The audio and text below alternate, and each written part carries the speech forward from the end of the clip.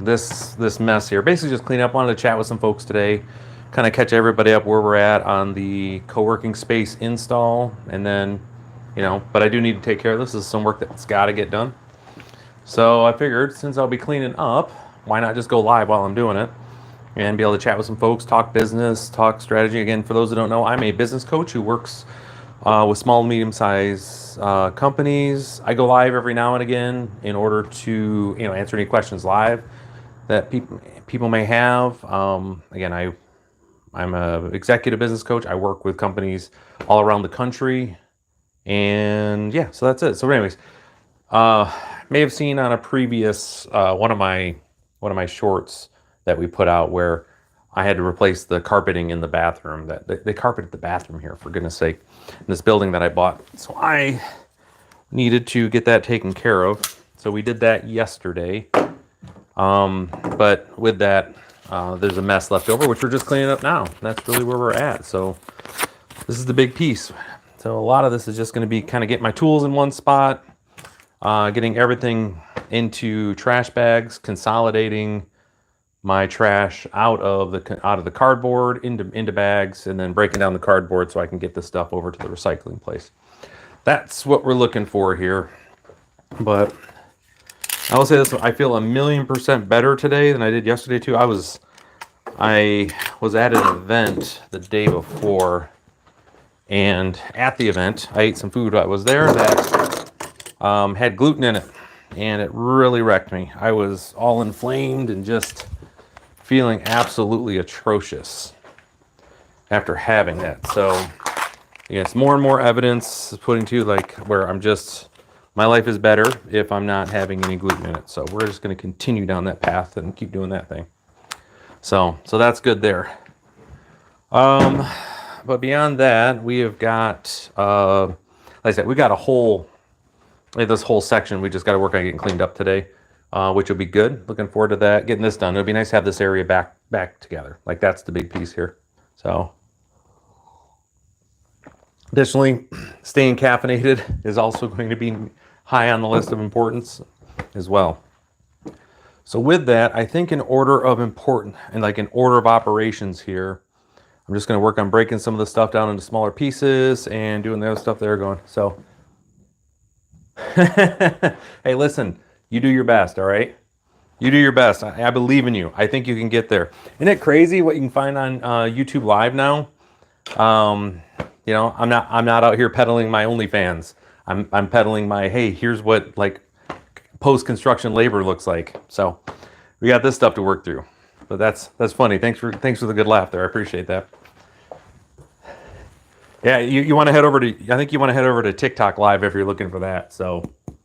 Yeah, look at all the dust that's coming out of this thing. It's crazy. But yeah, if you guys didn't see that short that I put out yesterday about what we were fixing here, so yeah, no worries. No, you want to check this out because the bathroom was carpeted. It was absolutely just gross. And what we did is I'll show you guys real quick. We put some flooring in there. Got the flooring done as well. So that gross carpet was in here. So we did flooring yesterday. I got to come through and tighten some stuff up still, but for the most part that's done. But yeah, they had carpeting and stuff. It was so gross. It bounced up and down. Trust me, you don't want to see my middies bouncing like that. I mean, as much as you might like it, it's not something to be comfortable for me. I don't have the right support that I want to have. But yeah, so that was absolutely just horrendous yesterday getting that crap done. So today I've got like an hour and a half-ish here. We're gonna be going through working on this before I gotta go. I got more client work that I gotta run into town to go help a client out with. They're having some issues that, again, they gave me a call yesterday and said, hey, can you come in and help out with something? Which I'm like, of course I can. That's what I'm here for. So, I appreciate y'all. No worries. Yeah, I mean, listen, if you can't crack jokes on the internet, what the hell's it for, right? The internet's for porn and for being, and talking shit and trolling. And there's also to watch, some random old middle-aged grandpa pick up trash. So if you can't roll with it, man, I was original on the internet, like when it was first getting set up, like back in think it was 95, I was first on the internet. And all it was trolling and people just talking crap to each other. It was so great. Nobody got their feelings hurt. We could just run our mouths back and forth and share stupid pictures. It was all chat message boards too. Like, it was wild. So now somebody sends a SpongeBob meme that they don't like, and they're getting canceled and getting fired from their business. It's ridiculous. So yeah, no worries. No worries. But hopefully I earn your subscription today. I'm at 604, I think, subs right now. I'm trying to get to that 1,000 so I can get monetized. Because what I do is I actually post business videos. Is business and gardening, but business videos is what I do mostly, where I'm sharing information that I'm going to save these in case I got to touch up a little bit. So we'll put this in the save pile. Actually, yeah, we'll put these in the save pile. These will just go to the house. These I will save. I put those down in the basement. But yeah, I typically do business videos. So if you have subscribed recently and you're saying, hey, this is the dude from that video, yep, that's right, it's me. But I also do other work besides just doing videos. I actually have a couple businesses. In this case, I'm just cleaning up after doing some flooring in one of them. So, but yeah, and now I've got planning for the rest of the day. After this, I've got another meeting, and then I'm with a potential client. And then I have to start planning for this weekend because I'm traveling to Maine next weekend for a full annual session with one of my clients. So it's going to be a full, almost 3 days with them, doing the hard work of getting them ready for their 18-month business plan. That's the way we operate. So, but a lot of the stuff I've been doing lately, at least on the videos, has been really HR, human resource management specific, because there's a reckoning finally happening within HR. I'm just so ecstatic that it's happening. Somebody who used to do HR, so I'm not just throwing stones here. I used to be the dude. But where they are finally getting held accountable for their work, to actually, they just can't give the BS response oh, it's all the employees' fault. The candidates, they're just terrible. We can't find anyone. Can you imagine being operations? That's the thing. I can't imagine working in operations and going to the boss and saying, well, I just can't make it work. Yeah, I got your message. Yeah, I got you. And the folks that can't see, saying, oh no, we can't do it just because we can't get this machine to work. We can't figure out the supply chain issue. So there's nothing we can do. Just throwing their hands up, And yeah, no problem. But that's what HR has been able to get away with doing for decades now, at least 15 years, saying, oh, the job market is just terrible and we can't find the right candidates. They're just not out there and doing this. Do you know what I mean? So, I'm not a big fan of that. So now they're finally getting held accountable and having to come up with solutions, which is a lot of the stuff I've been offering on my videos lately is hey HR, here's what right looks like. Here's the way that you can do your job effectively and make sure you're taking care of folks and getting the right people hired, because they're out there. Folks are just being lazy, about being able to get to their stuff. So that's the bigger piece. One of the big problems I've been seeing for sure is folks using HR just blaming Indeed, Glassdoor, those other spots. There's no candidate out there. We just can't get them to apply. No, they just don't want to spend all the time filling out your silly form just to have the AI say, oh, you're not left-handed? Sorry, you don't make the cut. That crap. That's where the big problem is. So we're working on getting that part squared away, which is going to be super important. But But anyways, this is my co-working space for, I'm in the U.S. Oh yeah, I'm in the state of Michigan. Yeah, so this is my co-working space. I bought this building a little bit ago, a couple months ago. So I've been demo and fixing stuff around here so that I could get this place open and get it ready to rent out office spaces to small businesses and stuff. So, that's been one of the bigger pieces there, is just going through the motions of that cleanup and getting to this last bit here where I'm finally almost there. So this here, I think that's all I can get with this bag. Maybe one more, maybe a few more scraps. It's gonna be busted otherwise. So yeah, appreciate that. But let me switch over here so I'm cleaning up is to stay in frame.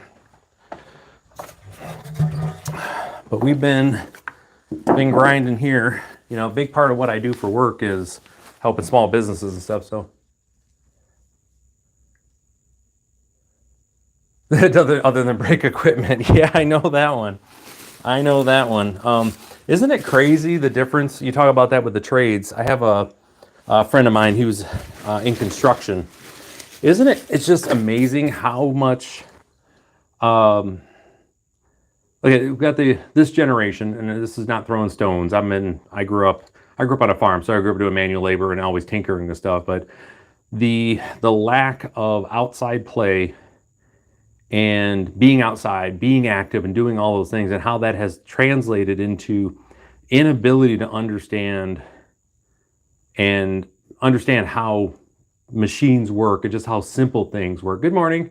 To where it does cause that increase in breakage of equipment, and the training is just terrible because you're having to start over again and say, this is a hammer. This isn't a screwdriver. And this is a screwdriver. It's not a hammer. So don't use the screwdriver as a hammer. Right? And then this equipment, you can't just hit it. It's sensitive, or there's tolerances. And it's one of the things when I was in the military, I was training the new men and women, the recruits that came in. And one of our first classes we had in maintenance was we taught people how to use tools.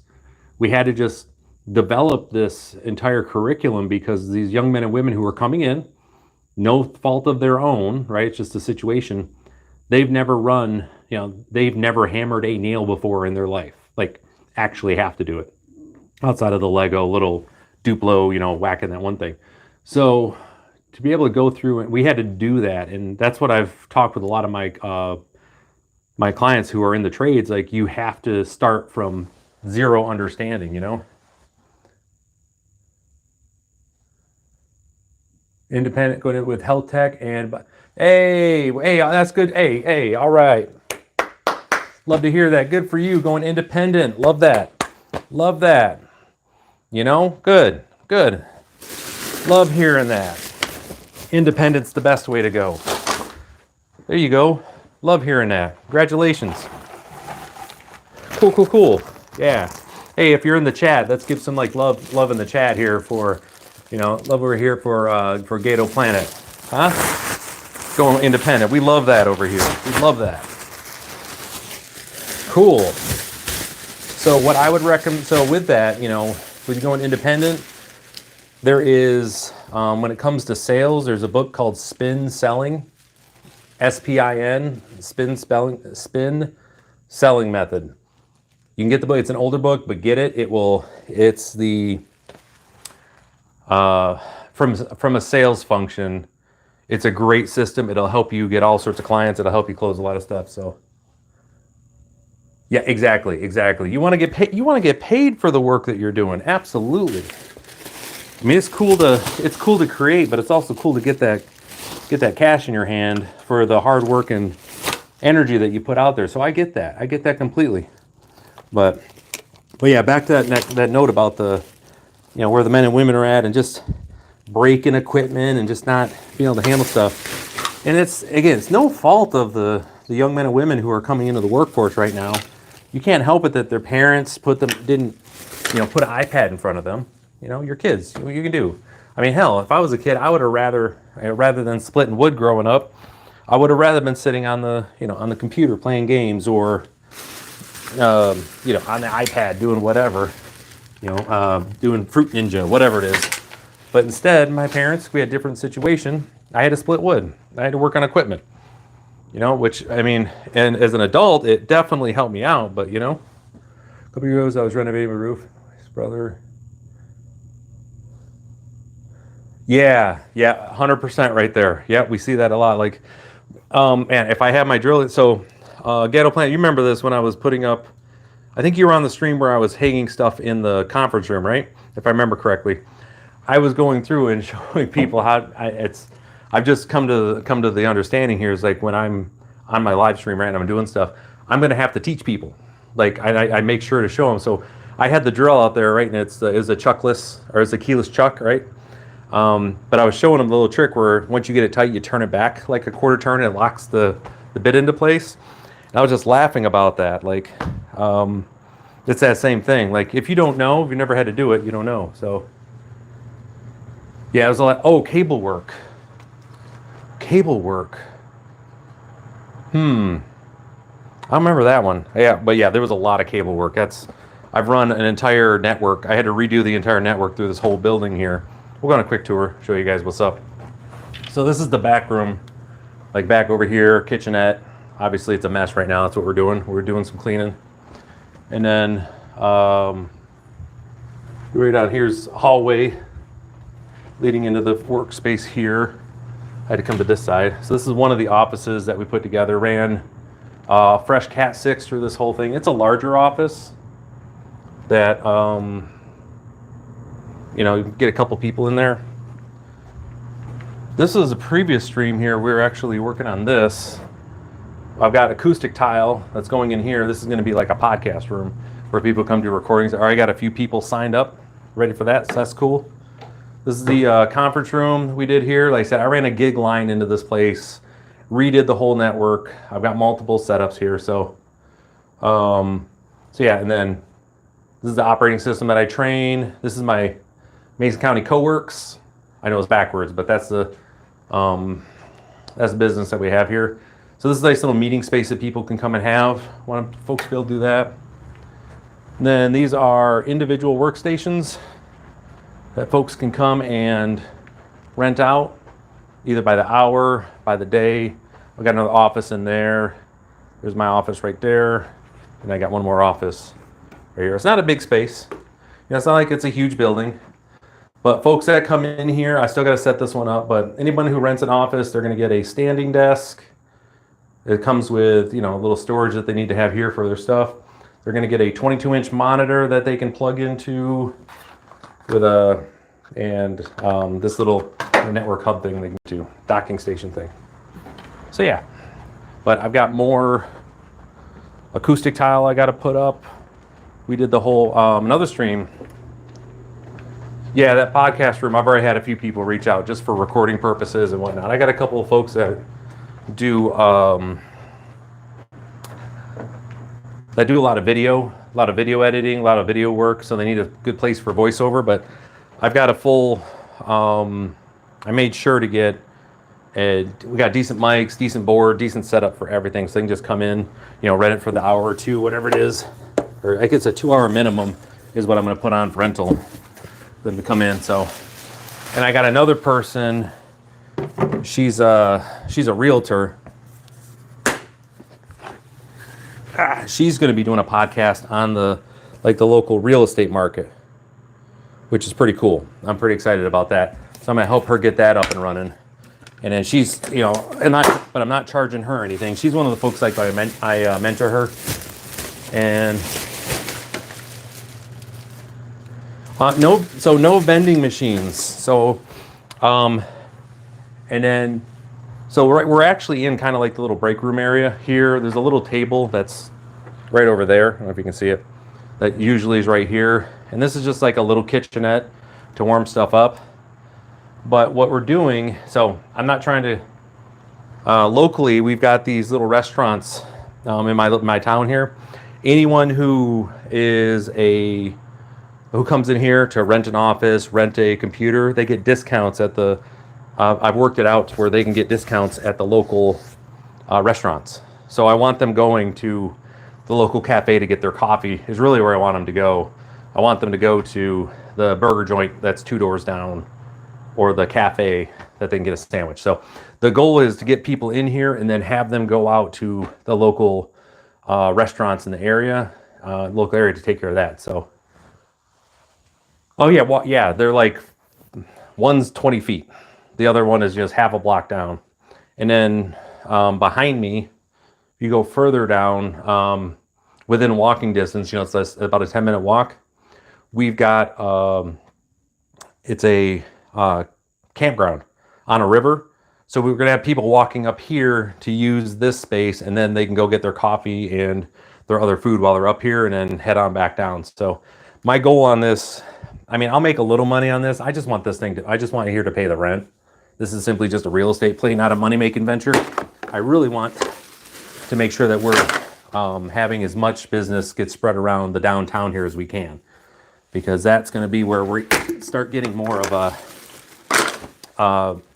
again, I want more development, more businesses to feel confident coming in here, which is only going to make more, you know, raise all of our real estate values and, excuse me, make more money for everybody, right? More opportunity. That's the goal here.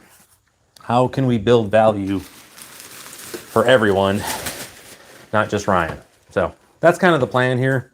There we go. That's a little bit here. And so far, like I say, it's been working. You know, I'm a part owner in a coffee shop. One of the coffee shop that's down the road.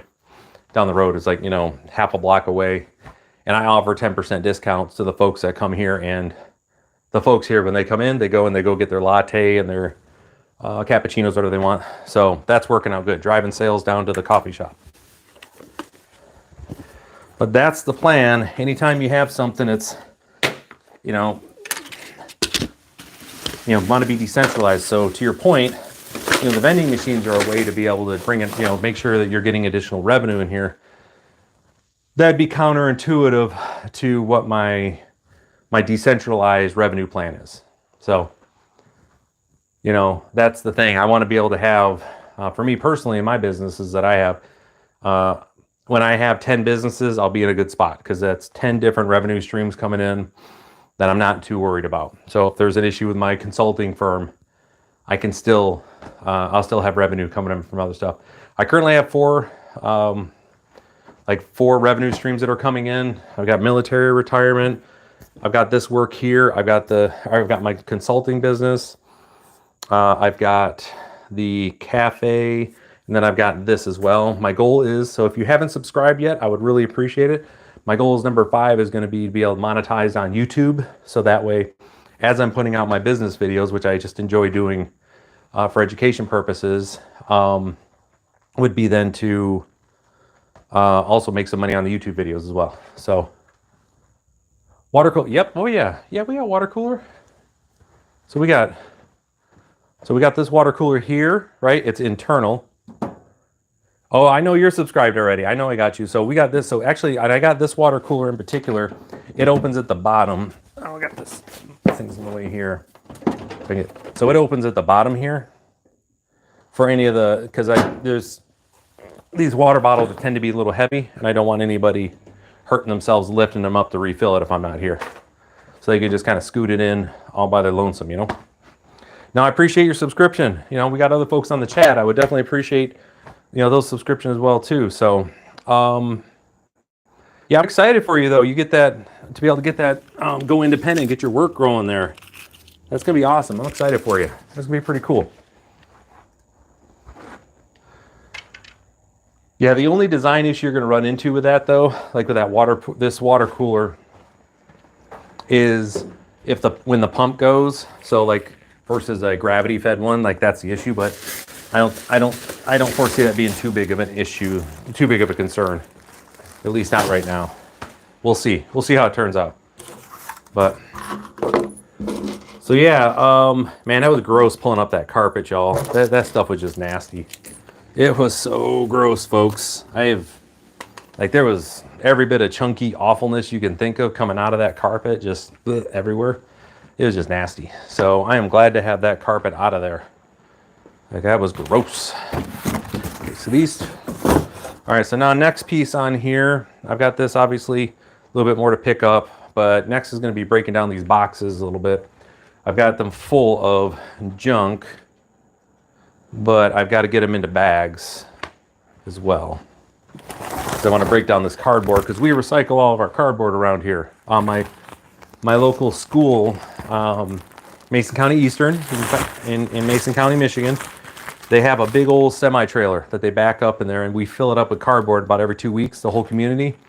And it gives about, $200, $250 to the senior class to help them with, senior trip, senior things that they want to be able to do so they can enjoy their last year in high school. It's pretty good. So, oh man, even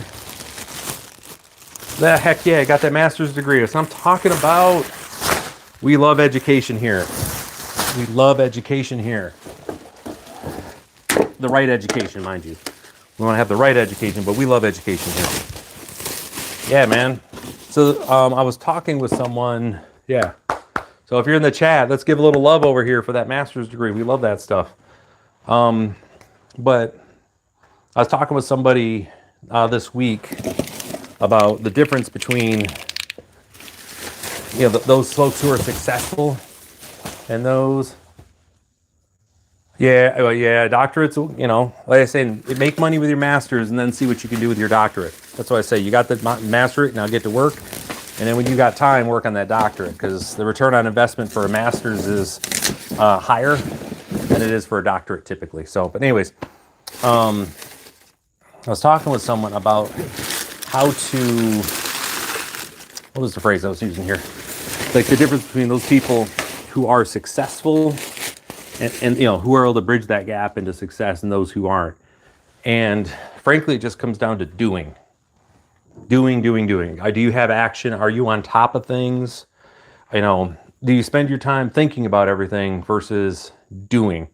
Because you're going to screw up whatever you do right off the bat. Like, you're just going to mess it up. It's going to be a mess. So that's okay. Like for instance, like in this case, I want to have a building. I already started working on all the plans and everything before I even had the building figured out.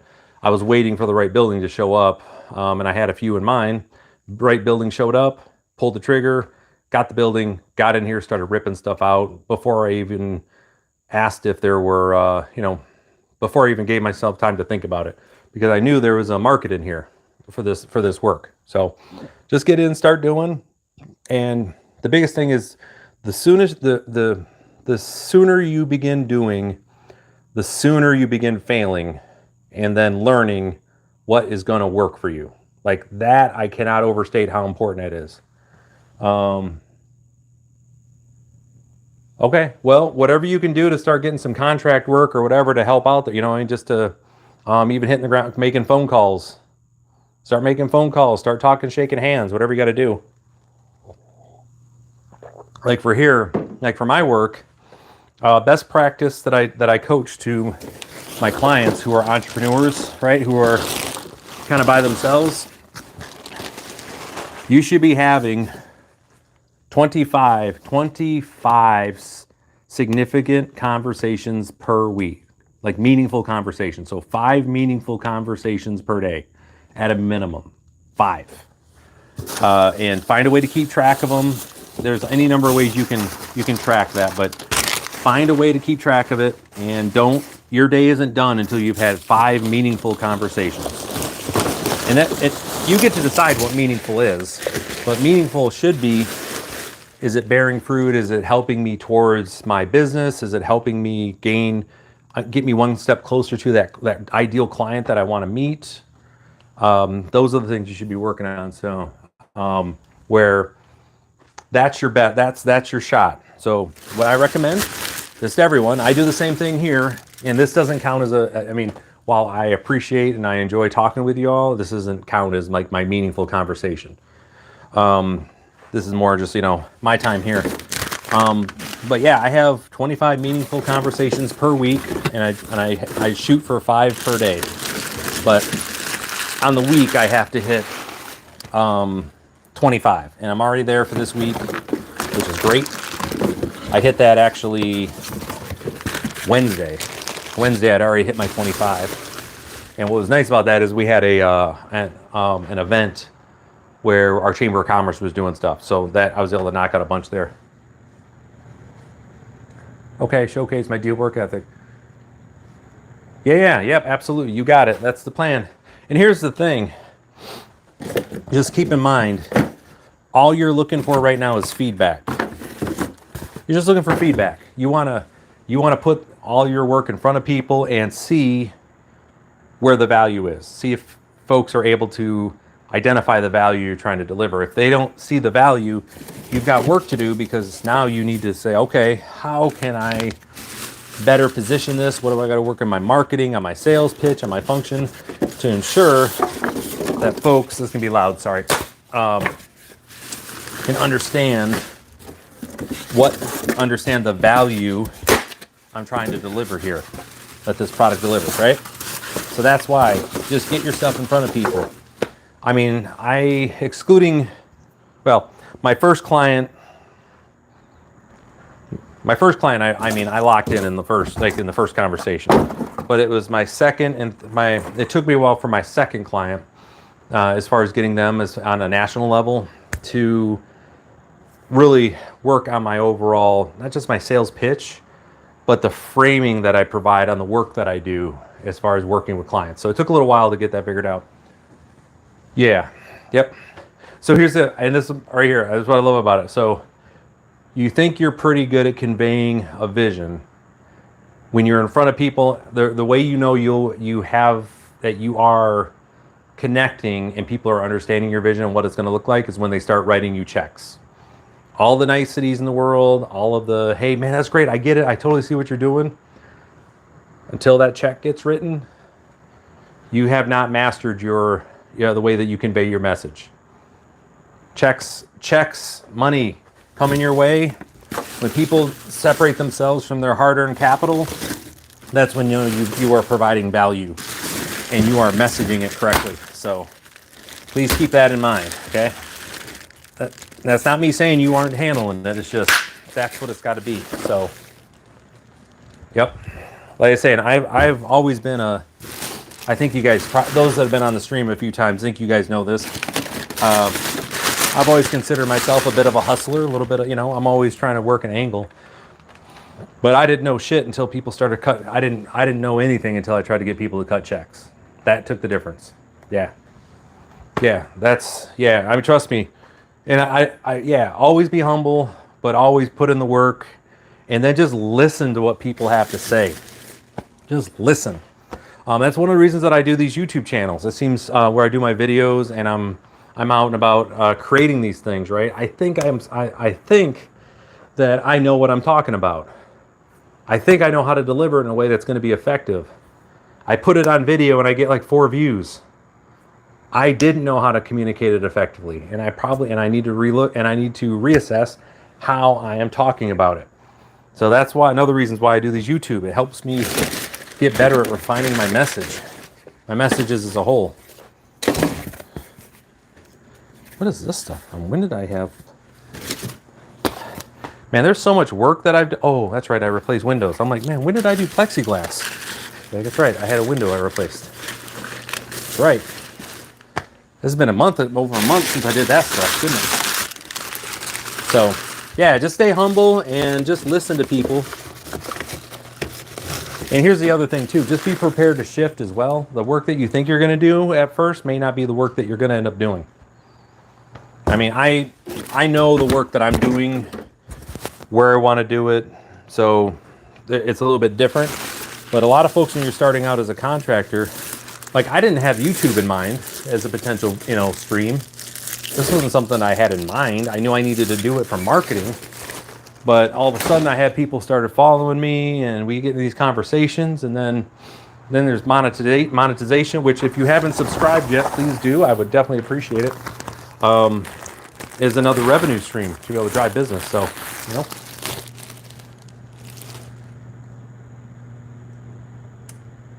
Yeah, exactly. So I'm learning, but here's the other thing too though. Folks are inherently curious about businesses. Like that's the other thing. So I'm slowly trying to peel that back a little bit to the group of people who are curious about why business owners make decisions they do. That there are business owners who want to do better, they just don't know how to ask the question. That's the other piece where I'm exploring on like my YouTube channel here for sure, but also just on my long form videos and my shorts is, hey, you know, it's okay to ask to come to it's okay if you don't know how to do this, Mr. Business Owner. The vast majority of business owners don't know what they're doing. And I don't mean that in a bad way. I just mean, you know, they know how to make money, but they don't understand why they're making money. I think is the best way to say it.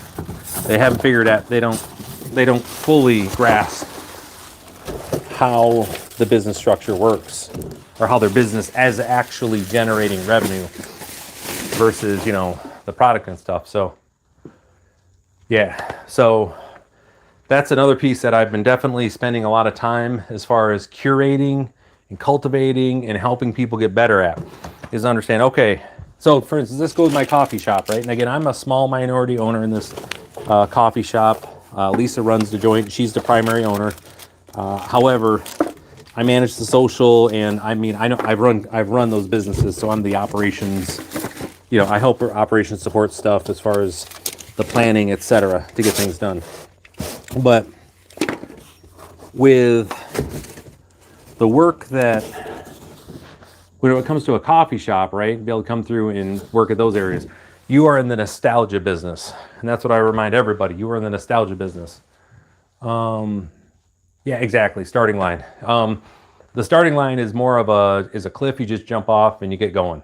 Think gravity and momentum more than, you know, go. Just fall over and you'll get rolling. That's the best way to look at it. But from like a coffee shop and like retail, especially in a food eatery place, but it doesn't matter where you're at. You are in the nostalgia business. So, yeah. See ya. Take care. No, I appreciate it. Again, congrats on that Masters. That's the good stuff. We love that. Love that for you. But when it comes to retail, you know, you're in the nostalgia business. And what do I mean by that? Nostalgia is a negative feeling. You are trying to get people to feel nostalgic when they are not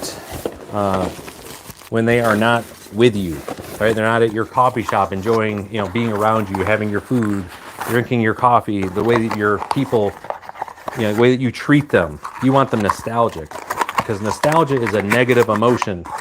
You feel bad when you are not around whatever you're feeling nostalgic for. So you want to cultivate nostalgia as much as possible with your client base so they feel terrible when they are not with you. That is the goal.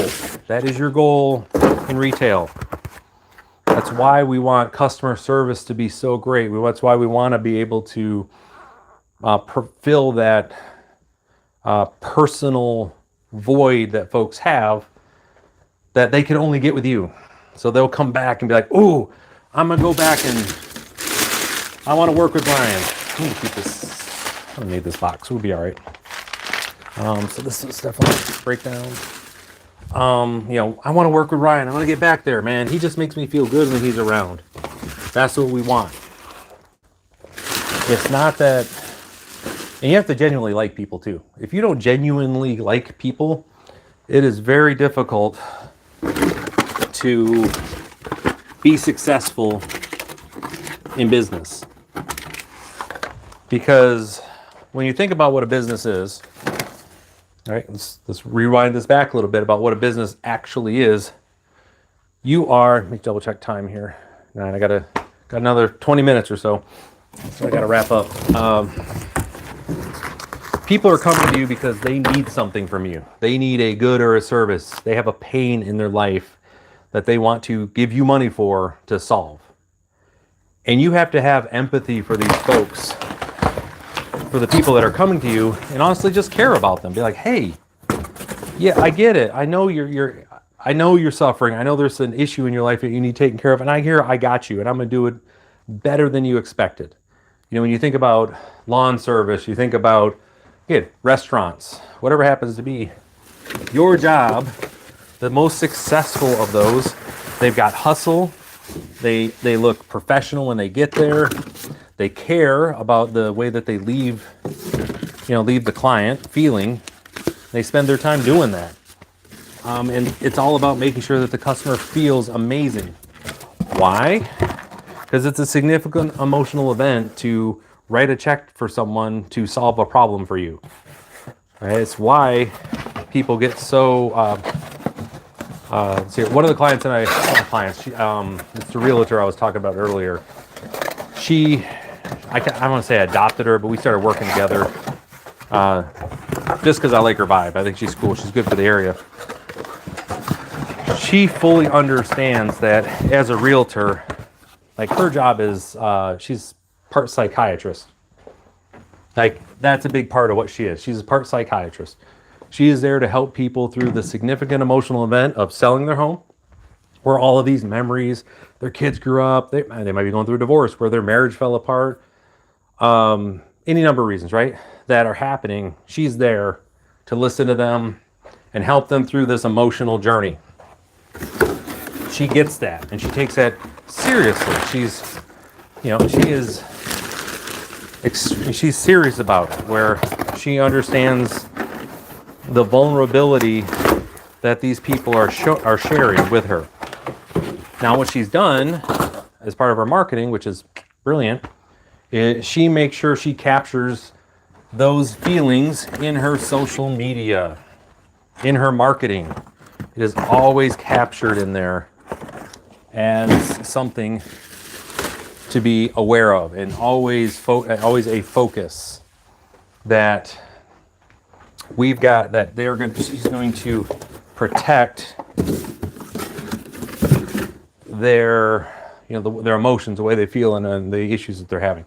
So it always comes through. There's lighthearted stuff too, but she also puts out there she's a real person. So it's a lot of goodness there, folks. Definitely love it.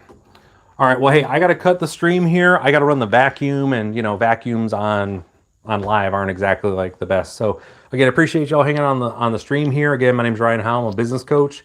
Currently, when I come live here, we're either in my garden, working on my garden, which is starting up here soon. So if you haven't subscribed, please do. Or we're working here in my co-working space. We're doing a workshop on something. So appreciate it. Take care, and I will see you next time.